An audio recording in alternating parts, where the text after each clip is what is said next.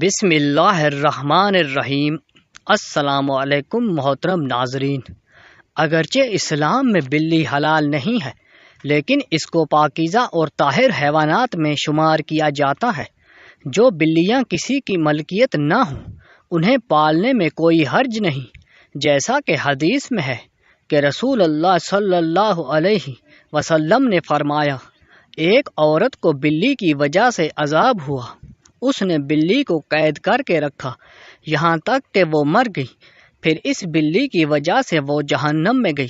جب اس نے بلی کو قید میں رکھا تو نہ کھانا دیا اور نہ پانی، اور نہ ہی اسے آزاد کیا کہ وہ خود کیڑے مکوڑے کھا کر گزارا کر لیتی، یعنی اس نے بلی کو تڑپا تڑپا کر مارا تھا، اس لیے وہ جہنم میں گئی۔ ایک سائنسی اندازے کے مطابق انسان نے بلی کو 10,000 سال پہلے پالتو بنایا تھا۔ بلی آج کے دور میں سب سے عام پالتو جانوروں میں سے ایک ہے۔ افریقی جنگلوں بلیوں کی کئی اقسام کو پالتو بلی کے آباء و اجداد سمجھا جاتا ہے۔ بلیوں کو پہل شاید اس وجہ سے سدھا دیا کہ یہ چوہے کھاتی تھی، اور اکثر اوقات جہاں اناج محفوظ کیا جاتا ہے وہاں انہیں پالا جاتا تھا، لیکن بعد ازاں ان کو انسان کے دوست اور پالتو جانور کے طور پر بھی پالا جانے لگا۔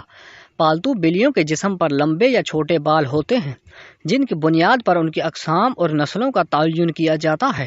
آئیے آپ کو وہ حدیث بتاتے ہیں جس میں بلی کے متعلق ذکر کر لیا گیا ہے۔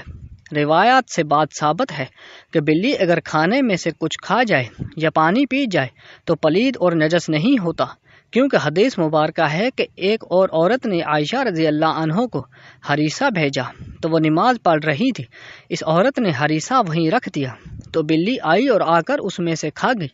حضرت عائشہ رضی اللہ عنہ نے نماز کے بعد اسی جگہ سے ہریسہ کھایا جہاں سے بلی نے کھایا تھا، اور فرمایا، بلا شبہ رسول کریم صلی اللہ علیہ وسلم کا فرمان ہے، یہ بلی پلید اور نجس نہیں بلکہ یہ تو تم پر آنے جانے والیاں ہیں۔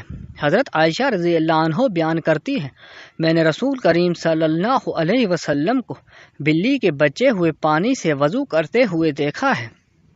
جہاں تک گھر میں بلی پالنے کا سوال ہے تو فقہا کا کہنا ہے کہ گھر میں بلی پالی جا سکتی ہے، ایسا کرنے میں کوئی حرج نہیں، کیونکہ بلی نہ ہی موذی جانور ہے اور نہ ہی نجس ہے، ہر شخص کو معلوم ہے اس میں کوئی نقصان نہیں، بلکہ بلی گھر میں رکھنا فائدہ مند ہے، یہ گھر میں پیدا ہونے والے کیڑے مکوڑے اور چوہے وغیرہ کھا جاتی ہے۔ ماہرین کے مطابق بلی کے پیار میں اللہ تعالیٰ نے ڈپریشن کے مرض کا علاج رکھا ہے۔ اس کے بالوں میں خاص قسم کے بیکٹیریا پائے جاتے ہیں، انسانی جسم میں ڈپریشن کو کم کرنے میں مدد دیتے ہیں۔ چنانچہ پالتو بلی کو اپنے ساتھ لپٹا کر بٹھایا اور سلایا جائے، یہ نہ صرف آپ کی بلی کو خوش کرے گا بلکہ آپ کو ڈپریشن سے بھی نجات دلائے گا۔ اب ہم آپ کو بلیوں کے بارے میں کچھ مزید معلومات بتاتے ہیں جو ماہرین کے تجربات کی بات سامنے آئی۔ ویسے تو یہ معلومات سب کے لیے دلچسپ اور حیرت انگیز ہے، لیکن جنہوں نے بلیاں پال رکھی ہیں ان کے لیے انتہائی فائدہ مند بھی ہیں۔ ماہرین کے مطابق بلیوں کی اوسط عمر 13 سے 17 سال ہوتی ہے، مگر اکثر بلیاں 20 سال تک کی عمر تک پہنچ جاتی ہیں۔ دو بلیاں آپس میں کبھی بھی میاؤں کر کے بات نہیں کرتی، جب بھی آپ کی بلی میاؤں کرے جان لیں کہ وہ آپ سے مخاطب ہے۔ اس کے علاوہ وہ بلیوں کی مونچھوں کے متعلق ایک عام تاثر پایا جاتا ہے کہ ان مونچھوں کے ذریعے بلیاں اپنا توازن برقرار رکھ سکتی ہیں، بالکل اسی طرح جیسے اکثر سینگوں والے جانوروں کے متعلق یہی تاثر پایا جاتا ہے۔ تاہم ماہرین کا کہنا ہے کہ یہ تاثر سراسر غلط ہے، بلی کی مونچھوں کا اس کی جسمانی توازن کے ساتھ کوئی تعلق نہیں۔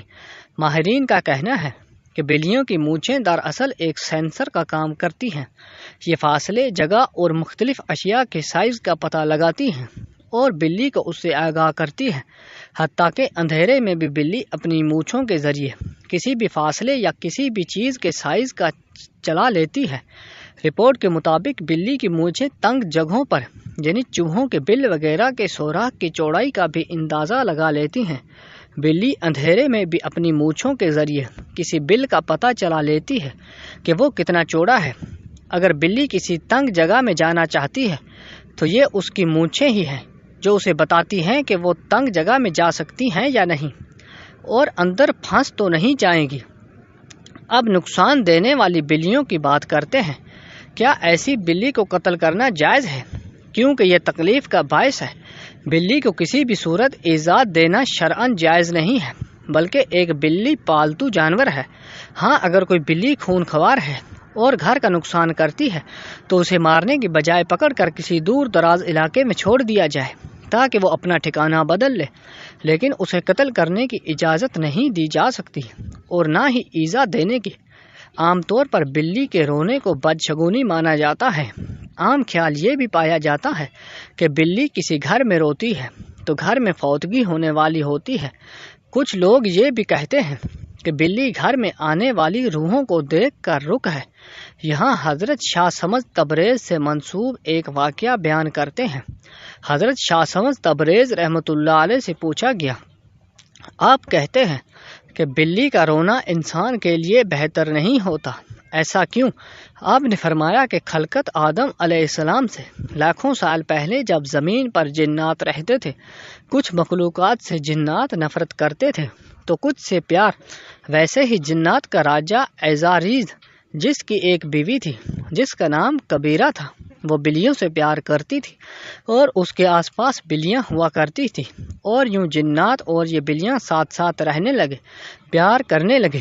بلیوں کی جتنی بھی نسل زمین پر موجود تھی، اس کو کوئی تکلیف ہوتی تو اس کا بدلہ جنات لیا کرتے تھے، لیکن جب اللہ تعالیٰ نے جنات کی طاقت کو محدود کیا اور ان کے لیے صرف رات کو رکھ دیا تو یہ سلسلہ جانوروں اور جنات کا ٹوٹ گیا۔ لیکن کبیرہ نے کہا، اے میرے اللہ، ہمیں اتنا تنہا نہ کر، ہمیں اتنا اکیلا نہ کر۔ تو کچھ جانوروں کو یہ طاقت دی گئی کہ وہ جنات سے بات کر سکیں اور انہیں دیکھ سکیں۔ ان جانوروں میں بلیاں بھی شامل ہیں۔ اصل میں جنات کے ایام جو زمین پر بسر کرتے ہیں انسان سے 7 دن آگے ہوتے ہیں۔ جو زمین پر ہوتا ہے وہ 7 دن پہلے جنات دیکھ چکے ہوتے ہیں۔ تبھی جب کوئی مرنے والا ہوتا ہے، جس گھر میں انتقال ہوتا ہے، وہاں جو فرشتے آتے ہیں، اللہ نے بلی کی آنکھ کو کوئی طاقت بخشی ہے کہ وہ جنات کو دیکھ سکے۔ وہ فرشتہ موت کو دیکھ سکے تو وہ درد بھری آواز میں رونے لگتی ہیں، یہ بتانے لگتی ہیں کہ انسان یہ زندگی جسے تو نے ہمیشہ کے لیے سمجھتا ہے، جیسا یہ آج مرنے والا ہے ویسے یہ سب مر جائیں گے، اپنے اعمال بہتر کر لو۔ تو لوگوں نے کہا کہ اللہ کے ولی، اگر ہمارے گھر کے آس پاس کوئی بلی روئے تو ہم کیا کریں؟ تو شاہ شمس تبریز رحمۃ اللہ علیہ نے کہا، تم حسب توفیق صدقہ دیا کرو اور 27 مرتبہ چاروں کل کا ورد کر کے اللہ سے دعا مانگا کرو، اللہ ہر پریشانی سے تمہیں محفوظ رکھے گا۔ اگر آپ کو ہماری یہ ویڈیو اچھی لگی تو لائک اور کمنٹ کر دیجیے اور چینل کو سبسکرائب کرنا مت بھولیے۔ ملتے ہیں نیکسٹ ویڈیو میں، تب تک کے لیے اللہ حافظ۔